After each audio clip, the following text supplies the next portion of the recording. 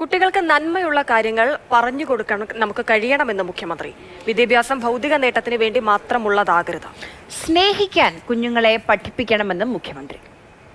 പഠനം ജീവിതത്തിൽ ഭൗതിക നേട്ടത്തിനുള്ള ഒന്നായി മാത്രം കാണുന്നൊരു നിലയിലേക്ക് വരുന്നില്ലേ? ആദ്യം ഒരു മനുഷ്യനാവേണ്ടത് എന്താ? നല്ല മനുഷ്യനാണ്. ആ നല്ല മനുഷ്യനാവുക എന്നതിന് ജീവിത മൂല്യങ്ങൾ, ആ മൂല്യസത്തകൾ നല്ല രീതിയിൽ കുട്ടിയിൽ പകരാൻ പറ്റണം. അതിനുതകുന്ന കവിതകള്, കഥകള്, സാഹിത്യകൃതികള് ഇതൊക്കെ സിലബസിന്റെ ഭാഗമാകണം. മനുഷ്യത്വം വലിയ തോതിൽ വർദ്ധിപ്പിക്കുന്ന മനുഷ്യനാണ് നമ്മുടെ സമൂഹത്തിന് ആവശ്യം.